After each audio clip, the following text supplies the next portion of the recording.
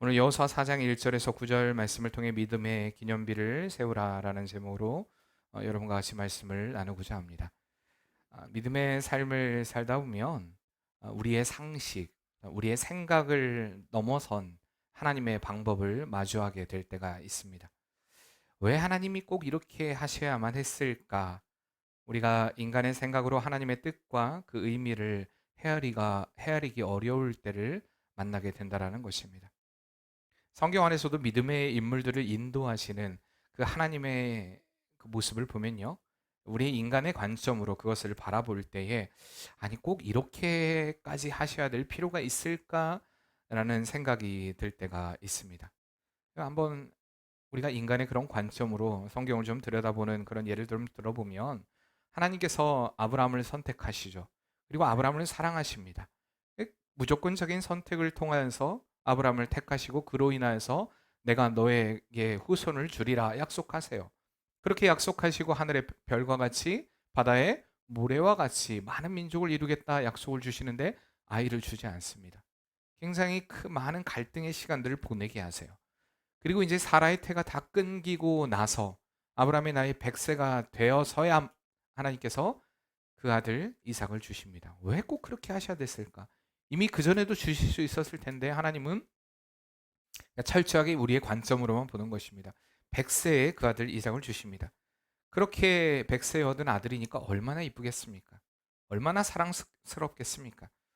그런데 어느 날 갑자기 하나님께서 그 아들 이삭을 바치라고 말씀하십니다. 그 말에 순종해 또 아브라함이 모리아 산으로 아들 이삭을 바치기 위해서 갑니다. 그리고 제단에서 그 아들 이삭을 죽이려고 하자 하나님께서 멈추라라고 말씀하십니다. 아들에게 손을 대지 말라는 것입니다. 그리고 그 아들을 살려주십니다. 왜 하나님께서 이런 수고를 하셔야 했을까? 어떨 때는 이해가 되지 않습니다. 욥에게 주신 고난도 이해하기는 쉽지 않습니다. 하나님을 그토록 사랑하고 하나님께서도 의인이라 인정하시는 욥에게 그의 사랑하는 가족도 재물도 또한 친구도 아내도 모든 것을 다 잃게 만드십니다. 왜 이렇게 하셔야만 했을까? 다윗도 마찬가지입니다. 종종 여러분들에게 말씀을 드리듯이 왕으로 선택받지 않았을 때의 다윗은요, 목동으로서의 평안한 삶을 누리고 있었습니다. 만족스러운 삶을 누리고 있었습니다. 그가 좋아하는 양을 치며 목동의 푸른 초장에서 하나님을 찬양하는 그런 인물이었습니다. 그런데 왕으로 부름을 받고 나서부터 그는요, 죽음의 위기 가운데 10여 년의 세월, 약 한 13년의 세월을 보내게 됩니다. 왜 하나님이 이렇게 하셔야 됐을까? 그리고 어렵사리 왕이 되었는데 왕이 되고 나서도 아들에게 그리고 신하들에게 쫓기는 인생을 살아야 했습니다. 왜 하나님께서 하나님의 사람으로 선택하신 사람을 이렇게 힘들게 하실까? 이해가 되지 않죠. 신약에서도 마찬가지예요. 이제 복음의 사역을 위해 첫 발을 내디딘 일곱 집사 중 하나가 되어서 첫 발을 내디딘 스데반을 돌에 맞아 죽게 만드십니다. 왜 하나님이 이렇게 하셨을까? 바울을 부르시고 선택하셔서 하나님께서 그를 하나님의 사도로 부르셨는데 바울의 많은 사역의 대부분은요, 감옥에서 보내게 됩니다. 왜 하나님께서 선택하신 바울을 더 효과적으로 사용하지 않으시고 감옥에서 보내게 하셨을까? 왜 예수님의 제자들은 온몸이 찢기고 맞아 죽고 십자가에 거꾸로 매달려 죽으며 또 목베임을 당하는 등 이렇게 비참한 죽음의 결과를 맞이해야 했을까? 또한 하나님이신 예수님이 왜 인간의 몸을 입고 이 땅에 오셔서 그 온갖 수모와 가진 고난을 다 당하고 또 십자가를 지셔야 했을까?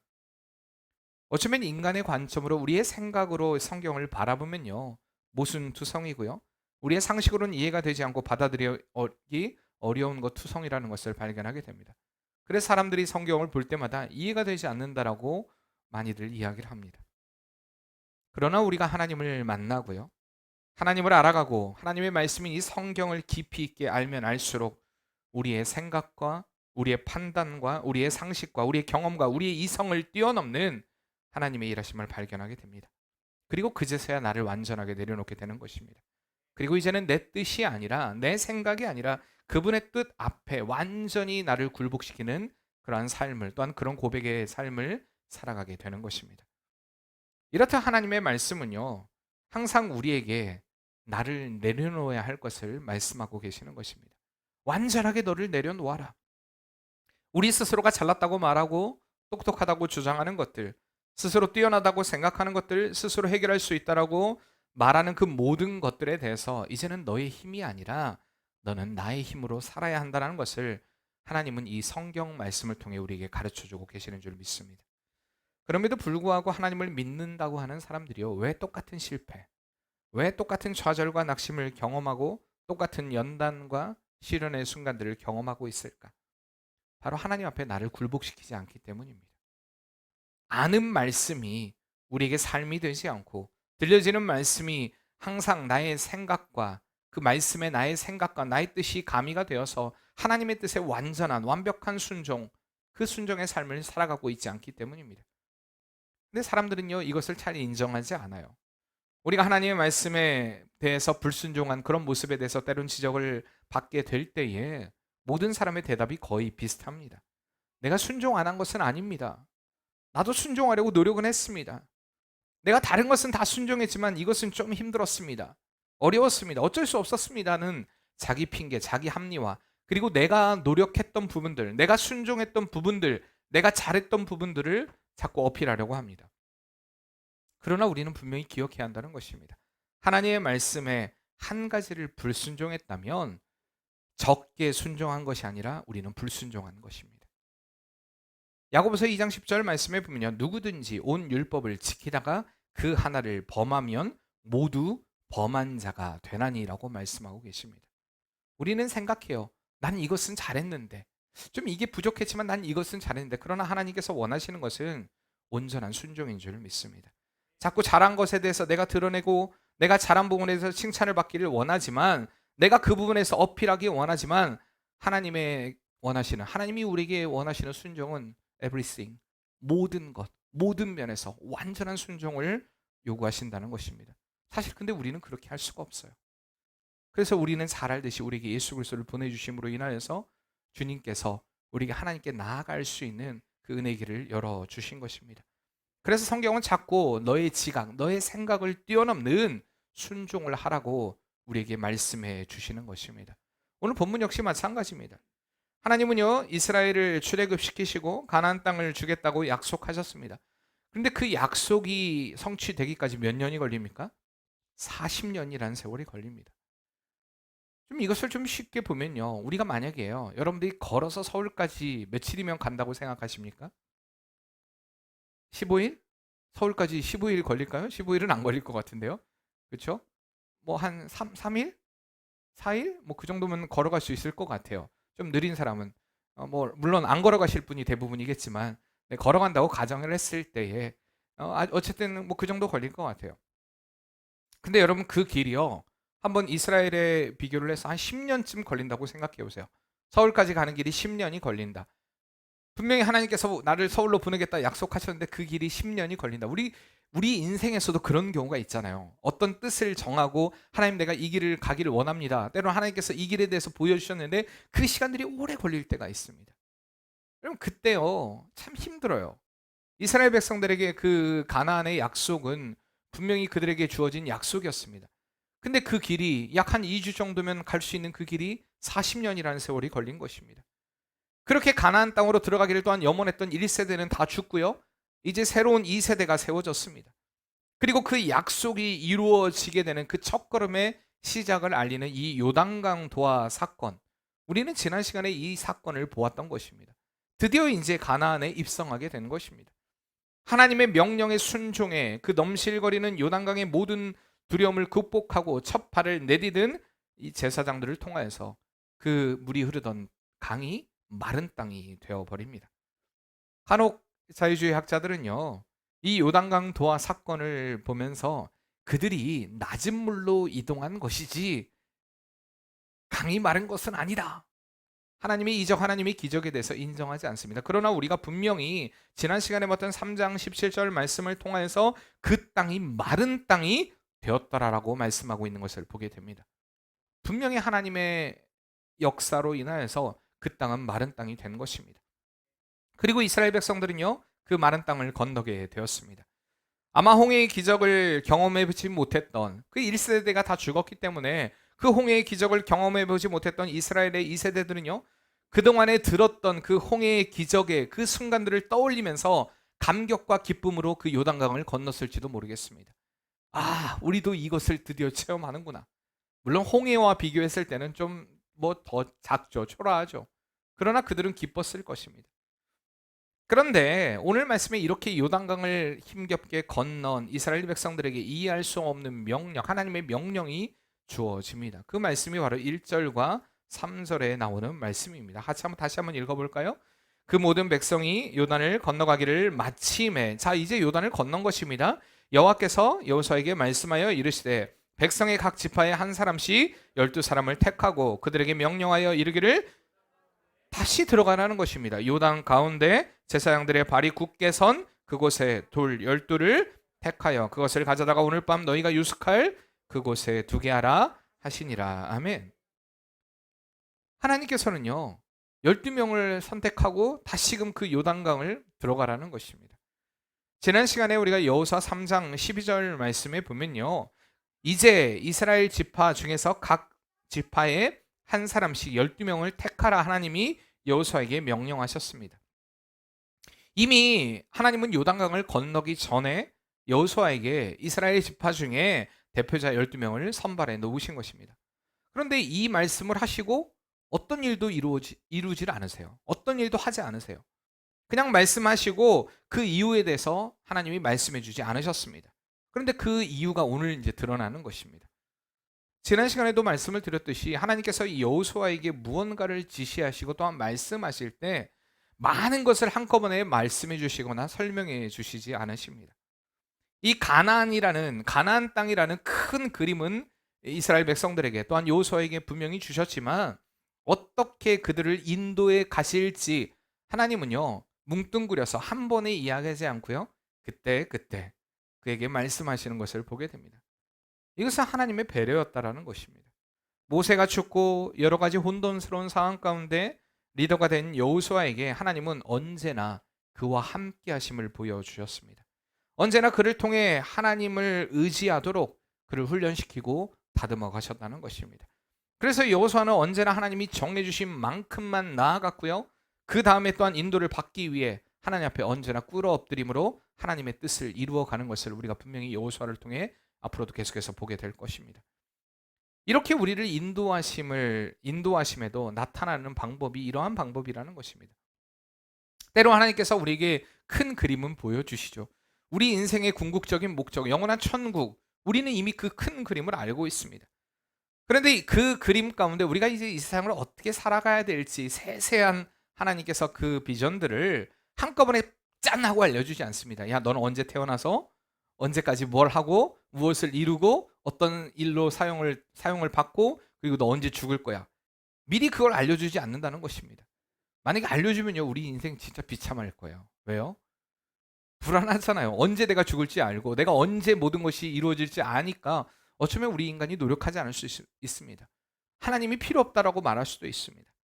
그러나 하나님께서는요 우리의 삶 가운데 조금씩 그러니까 매 순간 하나님과 접촉하도록, 매 순간 너는 나의 인도를 받아야 해, 너의 삶의 인도자는 나야 라는 것을 가르쳐 주시기 위해서 매 순간 우리에게 우리의 앞길을 하나씩 열어주시고 말씀해 주신다는 것입니다.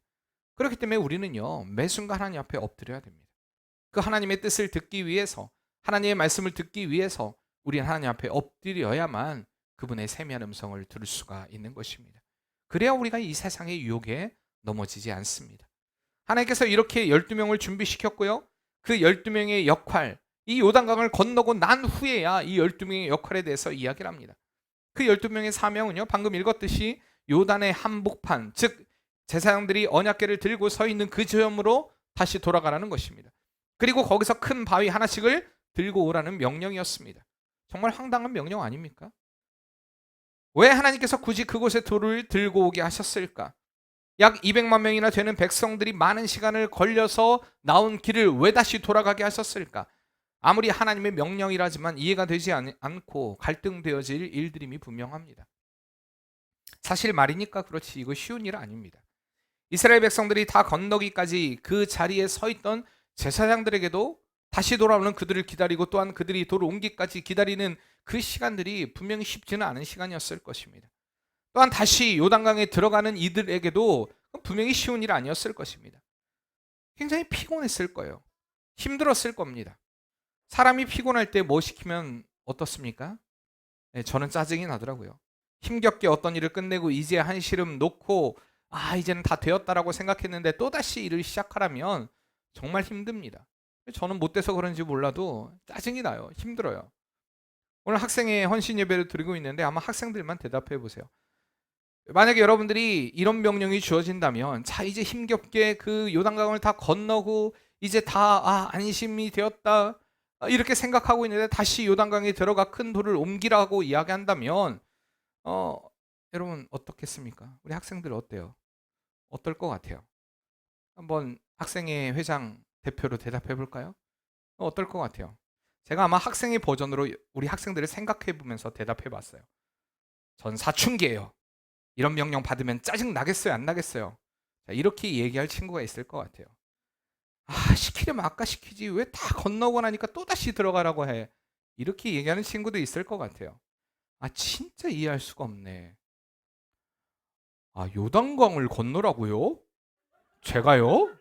지금요? 다시 들어가라고요? 나중에 가면 안 돼요? 라고 대답할 친구도 있을 것 같아요. 왜 나만 가지고 그래요? 왜 나만 가지고 왜 꼭 내가 가야 돼요? 라고 이야기할 친구도 있을 거예요. 꼭 피곤할 때 이런 일을 시켜요 왜? 라고 대답할 친구도 있을 거예요. 아마 한 놈은요 말없이 그저 웃기만 할 것입니다. 우리 학생들을 생각하면서 한번 생각해 봤어요. 어쩌면 그들에게 명령한 하나님의 명령은요 피곤한 명령일 수 있었을지도 모릅니다. 그러나 그들은요 한 사람도 그 하나님의 말씀하시는 것에 또한 여호수아가 말하는 것에 토를 다지 않습니다. 그리고 그들은 순종합니다.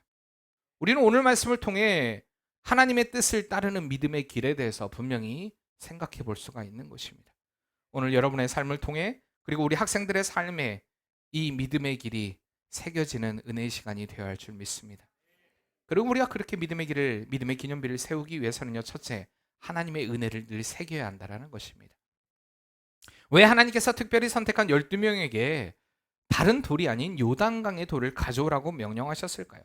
그것은 두 가지 의미로 생각해 볼 수 있습니다. 첫째는요, 하나님의 은혜를 기억하라는 것입니다. 그들이 요단강을 건넌 것은 그들의 힘과 능력이 아닌 하나님의 능력임을 인정하고 그것을 기념하라는 것입니다. 그 요단강의 돌을 생각해 보세요. 강 중앙에 있는 그 돌, 이스라엘 백성들이 쉽게 옮길 수 있는, 요즘 같으면 중장비가 있으니까 들어 옮기겠지만 당시에 그 물살이 흐르는 그곳에서 그 돌을 옮길 수 있고 그 돌을 볼 수 있었겠습니까? 아마 보지 못한 돌이었을 것입니다. 그 돌을 옮김으로 인해서 이 요단강이 말랐고 그들이 하나님의 역사 가운데 그 길을 걸어갔다라는 그 은혜를 기념하기 위함이었다는 것입니다. 둘째는요, 이 요단강의 사건이 하나님의 언약의 성취라는 것을 알려주기 위함이었습니다. 그들이 요단강을 건넌 것은 하나님이 약속하신 그 일이 이루어진 사건이다라는 것을 분명히 보여주기 위함이었다는 것입니다. 그래서 이렇게 12명이 대표에 하나씩 가져온 돌을 기념하여 표시한 것은 이 세월이 흐른 후에도 이스라엘 지파가 하나님의 은혜를 기억하고 새기라는 하나님의 놀라운 뜻이 있었던 것입니다. 앞서 이야기했듯이 분명히 요단강의 돌들은요 다른 돌들과는, 사막에 있는 돌들과는 달랐을 거예요. 계속해서 물을 맞았으니까 돌이 매끌매끌 동그랬을 것입니다. 사막의 거칠 동과는 확연하게 달랐을 것입니다. 그들이 보지 못했던, 그동안 알지 못했던 그 돌들을 이 기념으로 세우게 함으로 인하여서, 쌓게 함으로 인하여서 그들로 하여금 하나님이 기적의 역사를 새기게 만드신 것입니다. 우리의 삶에도 이렇게 새겨진 기념될 만한 자리가 분명히 있어야 합니다. 그것을 보았을 때, 또한 그곳에 있을 때에 하나님의 깊은 역사, 하나님의 깊은 은혜, 하나님의 놀라운 섭리가 있었지라고 여러분 기억할 만한 그것이 여러분들에게 있어야 한다는 것입니다. 오늘 우리 교회가 이런 교회가 되어야 할 줄 믿습니다. 헌신 예배로 주님 앞에 선 우리 학생들이요, 앞으로 살아갈 인생의 현장에서, 그 삶의 현장에서 쓰러지고 넘어지지 않게 지탱해 줄 만한 믿음의 힘을 기르고 하나님의 깊은 역사를 체험하는 그 자리가 오늘 이 예배의 자리가 되어야 한다는 것입니다. 또한 사랑하는 성도님들이 이 세상을 살아가면서 지치고 쓰러질 때 다시금 믿음의 용기를 얻고 하나님의 은혜를 기억할 만한 이 요단강의 한 가운데와 같은 그 자리가 오늘 우리의 공동체가 되어야 할 줄 믿습니다. 하나님을 만난 사람들은요, 여러분 분명한 이러한 흔적들이 존재합니다. 내가 다시금 마음을 다잡고 다시금 믿음으로 서야겠노라 결심하게 되는 그러한 흔적들이 새겨지게 된다는 것입니다. 이스라엘의 광야 40년은요, 하나님의 길을 가르치는 시간이었습니다. 앞서 이야기했듯이 너의 삶의 주인은 나다. 너의 삶 가운데 해야 할 일은 온전한 순종이다. 하나님은 그렇게 계속해서 그들에게 가르치셨습니다. 그리고 하나님은 다시금 이 요단강의 그 사건, 이 가나안으로 들어가는 요단강 도하의 사건을 통하여서 또한 그 돌들을 취하게 함으로 인하여서 그들의 삶의 주인이 누구인가, 그들의 삶이 어떻게 인도함을 받았는가, 오직 그 대답이 하나님이시라는 것을 그들에게 보여주셨고요, 그들의 삶에 흔적을 새기게 만드셨다는 것입니다. 여러분, 우리의 가슴에 하나님의 이 흔적을, 이 은혜를 새기는 시간이 되길 바랍니다. 한순간 한순간 우리의 삶을 통해서 주 은혜가 아니면, 주의 인도하심이 아니면 살아갈 수 없습니다. 여러분, 이 흔적을 새길 만한 그 장소가 오늘 우리 교회가 되어야 하고요, 여러분 삶 가운데 그러한 장소가 분명히 또 우리 교회가 아니어도 여러분들이 그동안 믿음의 삶을 살아오면서 그래, 내가 그때 그 하나님의 은혜 인도하심을 받았지라고 기억할 수 있을 만한 그 기억되는 것들이 분명히 우리 안에 존재해야 한다는 것입니다.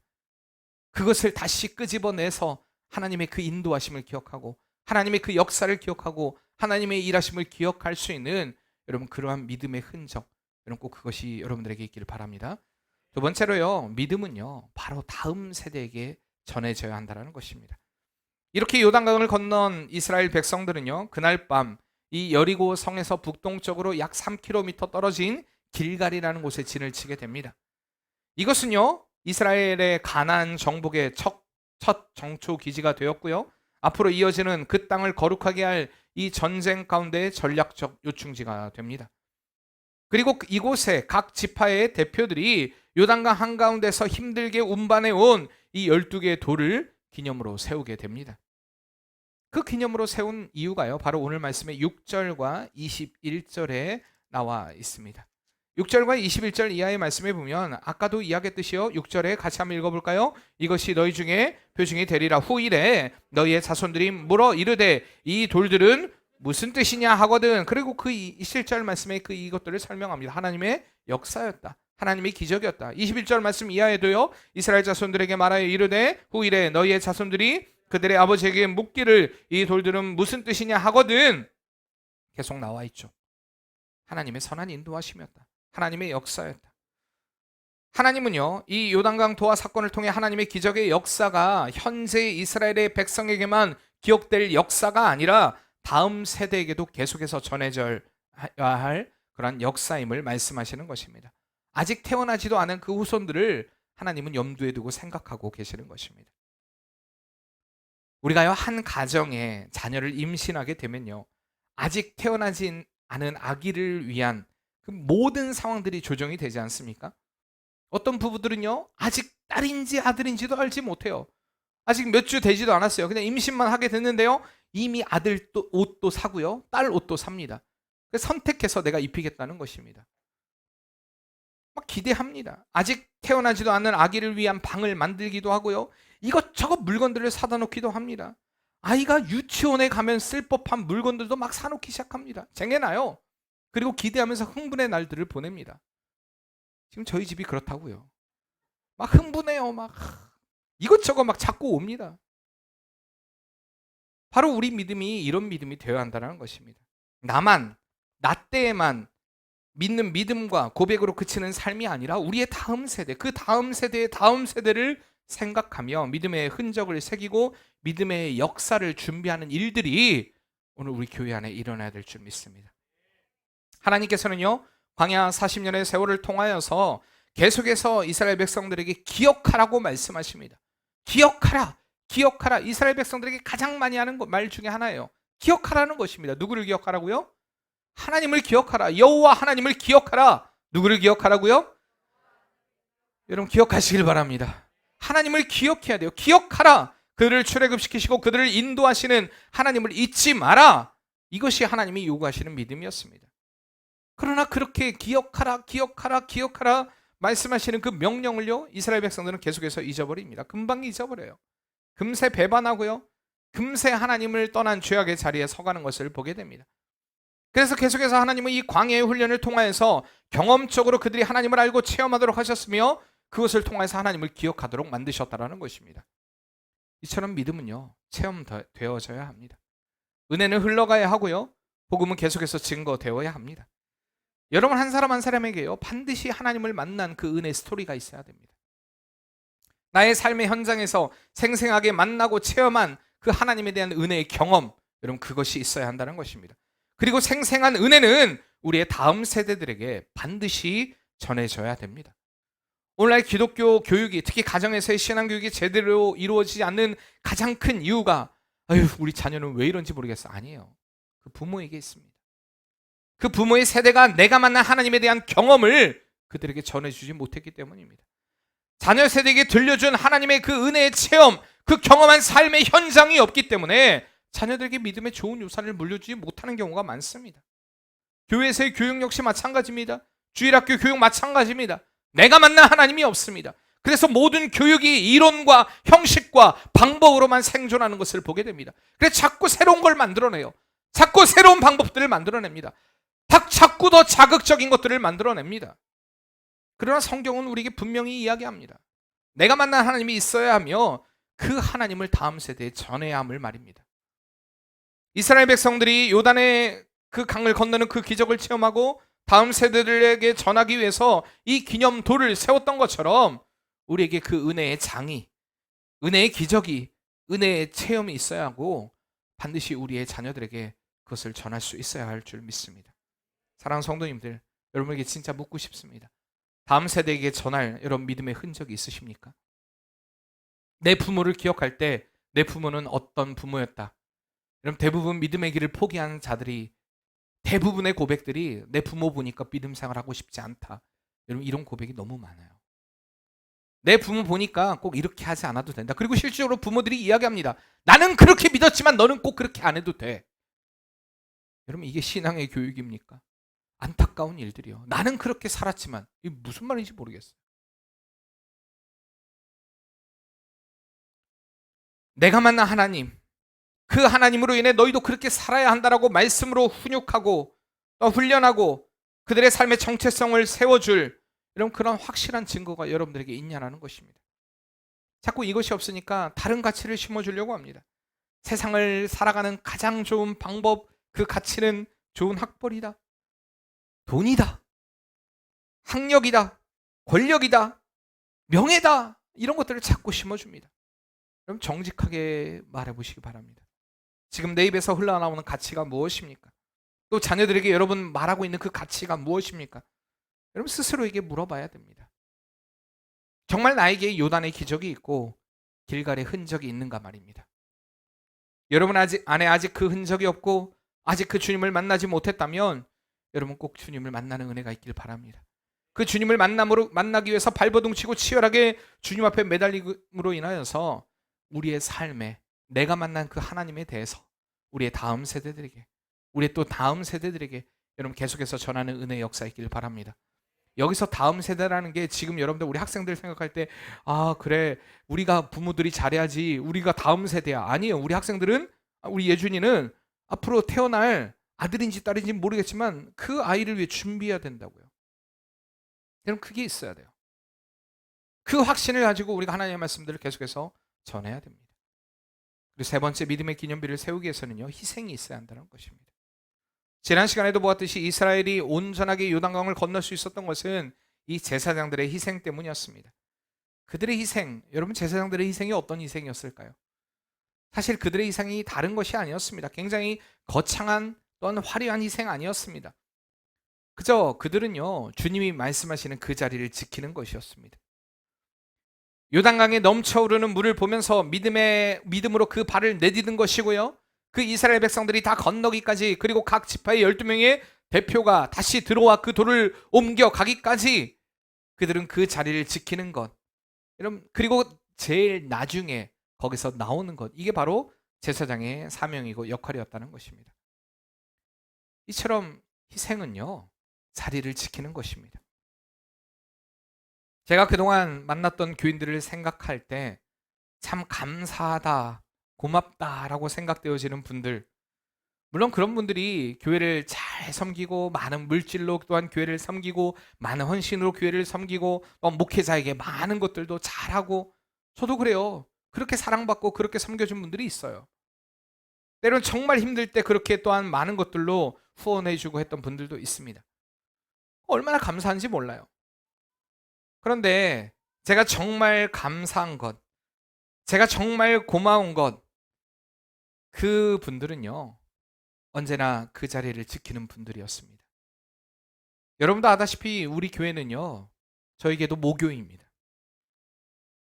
그동안 많은 교회들을 제가 섬겼고요, 많은 교인들을 만났지만 많은 시간들이 지나고 다시 올 때면 여전히 묵묵히 그 자리를 지키고 헌신하는 여러분들이 있기 때문에 제가 얼마나 감사했는지 몰라요.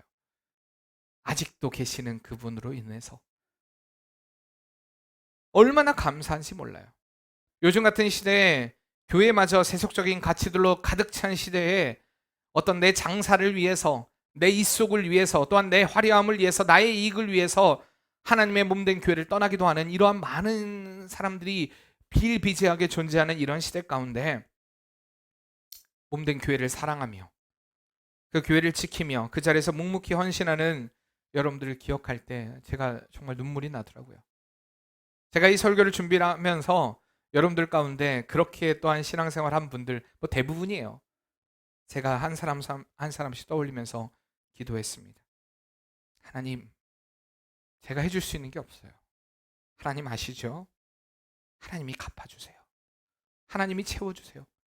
절로 그런 기도가 나오더라고요. 사랑하는 성도님들, 정말 이 자리에 계셔 주셔서 감사합니다. 이렇게 함께 믿음의 길에 동참해 주셔서 너무나 감사합니다. 우리 옆에 분들에게 이렇게 인사했으면 좋겠습니다. 그 자리에 계셔서 감사합니다. 언제나 함께 해주셔서 감사합니다. 이렇듯 믿음이라는 것은요, 하나님이 말씀하시는 그 자리를 지키는 것입니다. 그 자리로 부르신 하나님의 뜻을 알고 그분의 부르심에 순종함으로 서 있는 것, 여러분 이것이 믿음이고요, 또한 믿음의 기념비를 세우는 일입니다. 사랑하는 성도님들, 사랑하는 학생들, 하나님의 역사는 언제나 기억되어져야 합니다. 하나님의 역사는 언제나 우리 가슴에, 우리의 삶에 새겨져야 하고요, 흘러가는 역사가 되어야 합니다. 우리를 통해서, 또한 그 믿음을 통해서 나의 주변이 변화되는 역사들이 분명히 일어나야 합니다. 우리의 자녀 세대들이, 또한 그 자녀의 세대들이 우리를 바라볼 때, 야, 이것이 믿음이구나, 이것이 진짜 희생이구나 라고 여러분 떠올릴 수 있도록 믿음의 기념비를 세우시길 바랍니다. 이 길은요, 완전한 순종이 없이는 불가능합니다. 완전한 희생이 없이는 이룰 수 있는 길이 아니라는 것입니다.